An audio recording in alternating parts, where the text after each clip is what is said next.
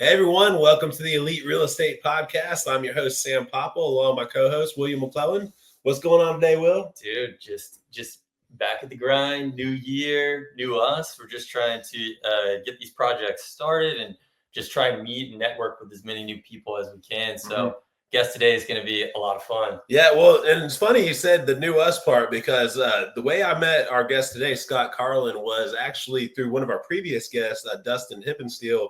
He put Scott and me in a group together because we're all doing 75 hard right now. Awesome. And so that's how Scott and I met. Is also we're all trying to transform ourselves to the better. But today we have on Scott Carlin. He's a retired lieutenant colonel in the Air Force.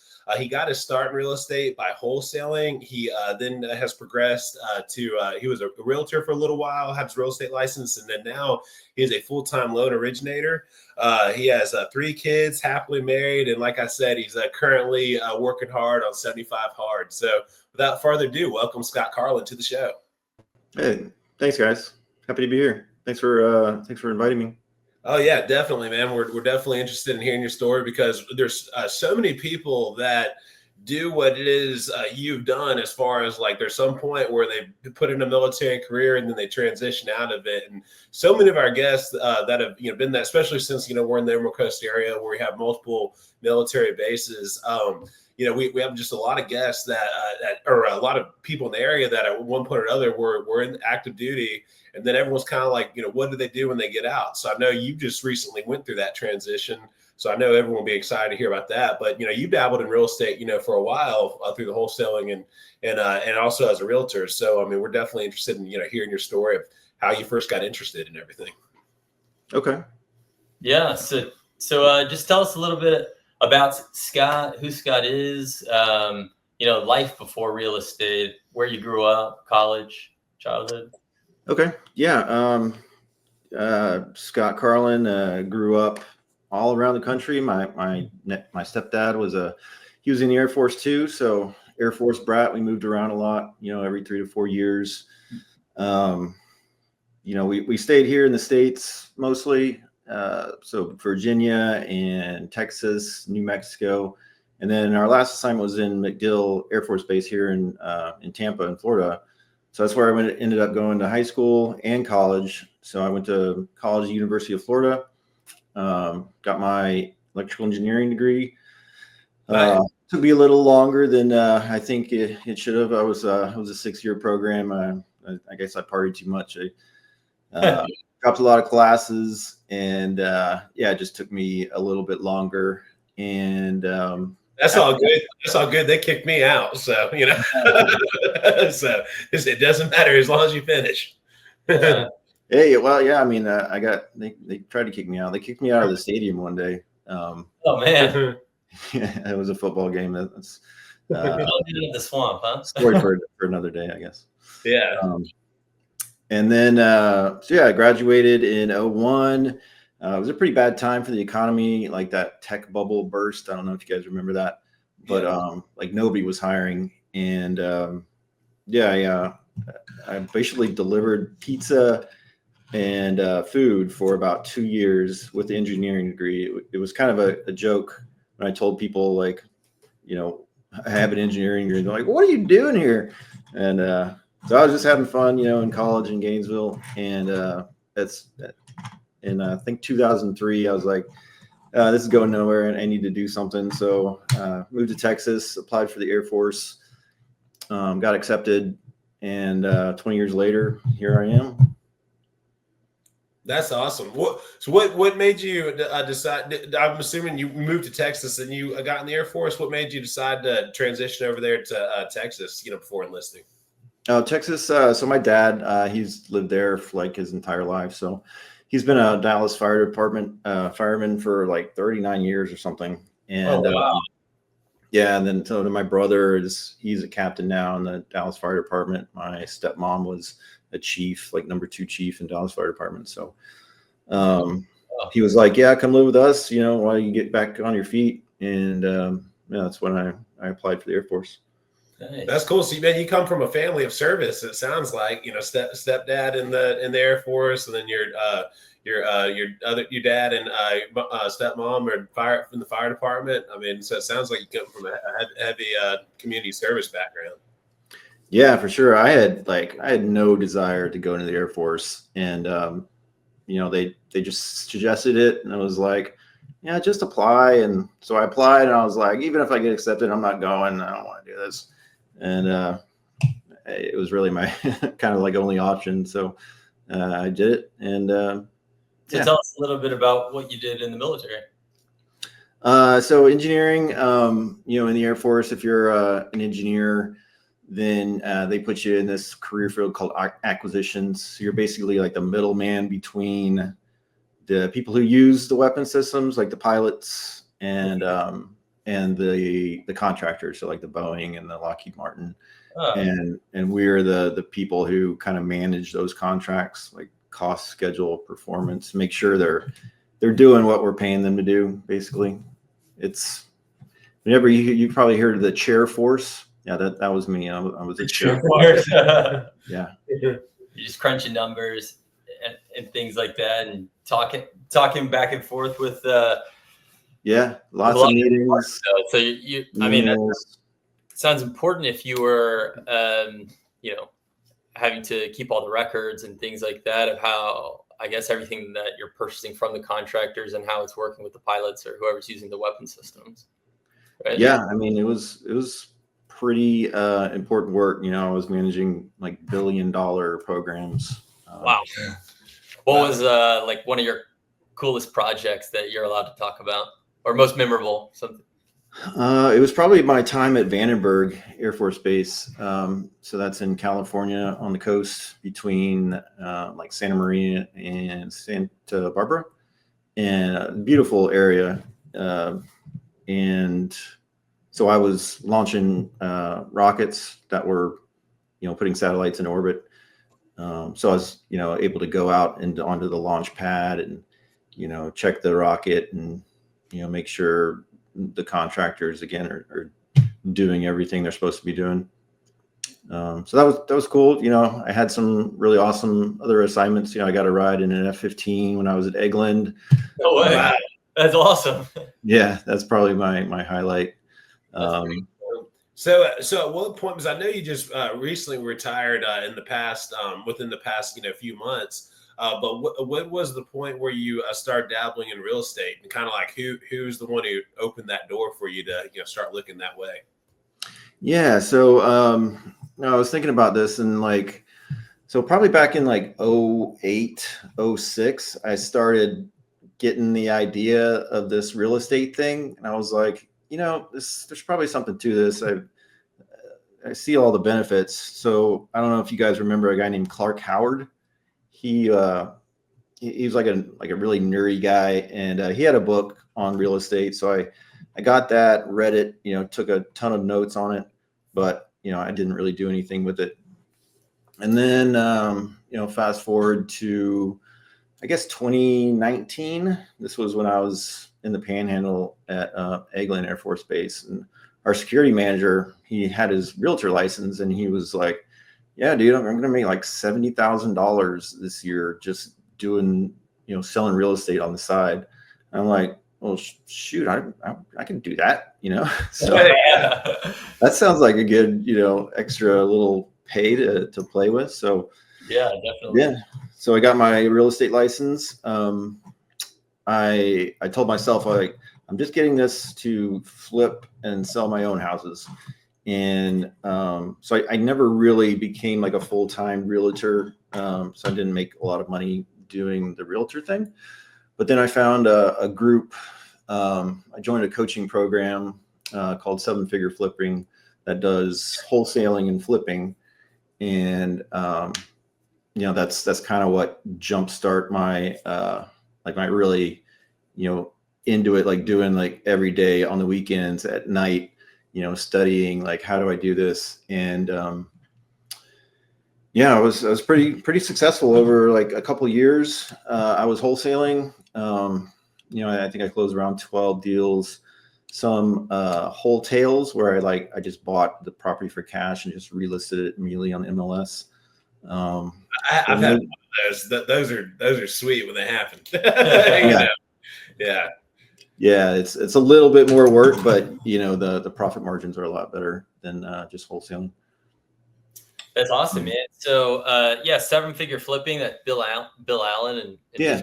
yeah. So that's great. And so you really what made you dive into that? You said you went into some coaching. I know that's pretty high ticket for some of the listeners out here that maybe have checked it out. We've had a couple people mention his program along with a couple other like franchise programs, all with positive reviews. But some comments sometimes that we get back are, hey, I'm just getting into real estate, and some of these opportunities that these people have taken, these courses are $3,000 a month, a $50,000 annual fee, things like that.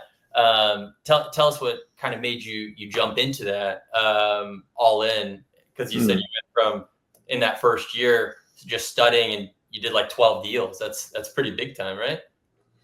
I mean, yeah, I think I was having more success than some of the other people that were in the program at the same time who just joined.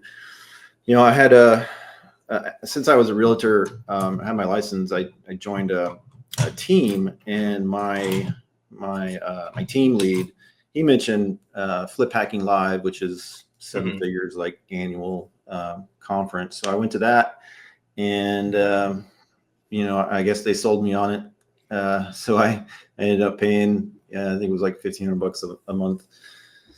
And I just figured, like, it resonated with me to have someone coaching you and be able to like short circuit your knowledge. Totally. It just seemed like it made sense that I would progress further and faster with a coach. Yeah, no, that's awesome. That's awesome. It makes total sense. So tell us a little bit as we kind of transition through this episode and into the next for the business operations of what 7-figure flipping did, and kind of how you started that wholesale business. Tell us a little bit about life today and what you're all involved in real estate.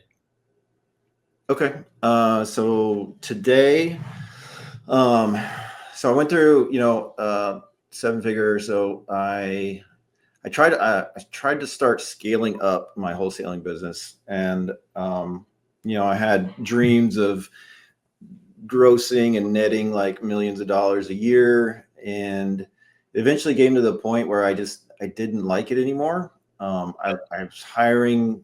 I started hiring cold callers. I had like an assistant. I hired a couple of acquisition managers to actually go out and meet the sellers at the property. And I mean, hiring salespeople is a pain, and it just, I don't know, there was something about it, I think, that I just wasn't into it. Like, I didn't have the passion for it. So I kind of just like started half-assing everything. And I was like, I don't think this is it. And then as I was transitioning out of the Air Force, there's this program called SkillBridge, and I joined, SkillBridge.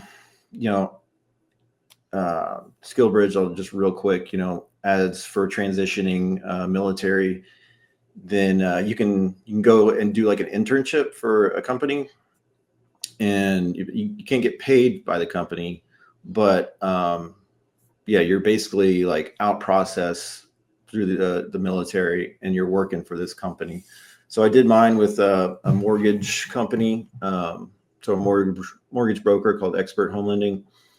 I wasn't even sure if that's what I wanted to do either. I was just like, I'll just go ahead and get my loan originator license and just keep doing some other real estate on the side, like commercial real estate. And I actually started enjoying like learning about mortgages and all the regulations, and maybe that goes back to my Air Force days where I had to learn all these regulations. Maybe that just ingrained in me. And so now I'm a loan originator. I'm really enjoying it, and that's what I'm doing. I'm focusing on that full time.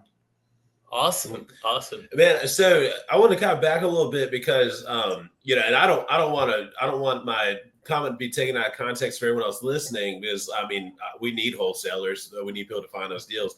But Will and I actually met through a wholesale mastermind, and he and I both really weren't into wholesaling. Like we really just wanted to learn how to find great deals for ourselves, but I don't know, just something about the business just wasn't quite, for us. Not saying we won't ever wholesale a deal or anything like that, but we just, like I said, it wasn't kind of what we were interested in full time. But for you, I know you started off and you're doing it yourself and then kind of expanded. Did you get tired of wholesaling, or was you tired of like the kind of bigger overhead to operate? I think it was a combination of a few things. One of the big things was working with the sellers. They're really difficult to work with. Most of them are in really bad situations. Mm-hmm. And I mean, pretty much every deal I did, there's a really messed up story behind it. The seller's messed up. Just working with them, like going out to people's houses, like driving hours to go meet with someone. There's a lot of competition now too. Like back in when it first kicked off, it was like shooting fish in the barrel. Apparently, I wasn't wholesaling then, but now you drive down the street and you'll see like a "We Buy Houses" sign on every corner, and now like there's a ton of like really big companies doing it too, and they can just out market spend you like crazy. Mm-hmm.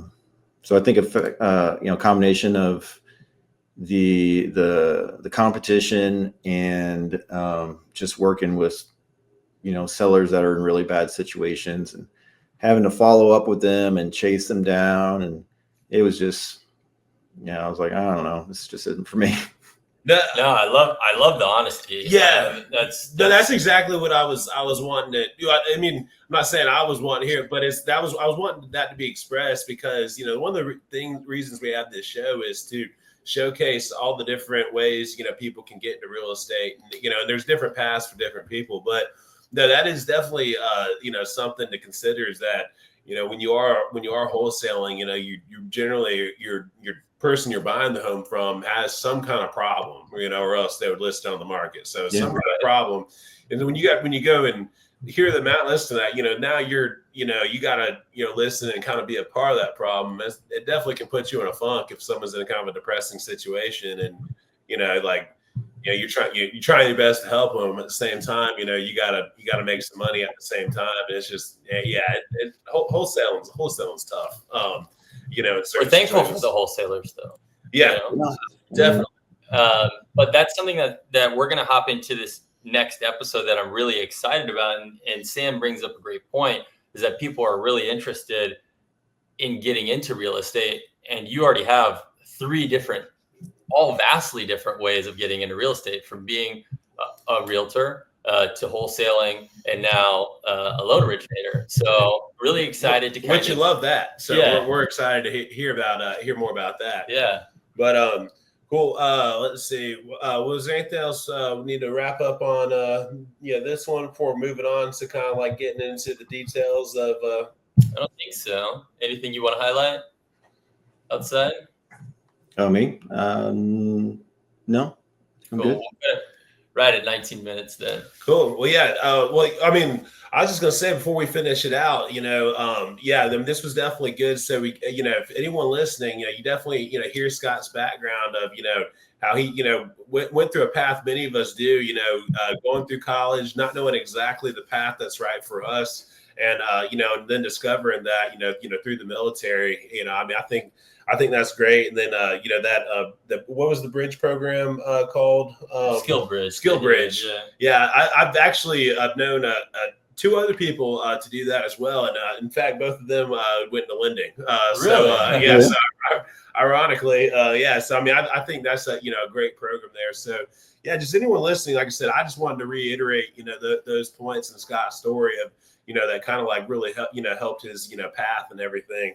But we appreciate everyone, listen to this part 1 episode. We'll be back with a part 2 episode, getting into the real nitty gritty with Scott here in just a few. Yep. Thanks again to Clean Eats and to Scott Carlin. So cool. Thanks, guys. Thanks. See you soon. See you.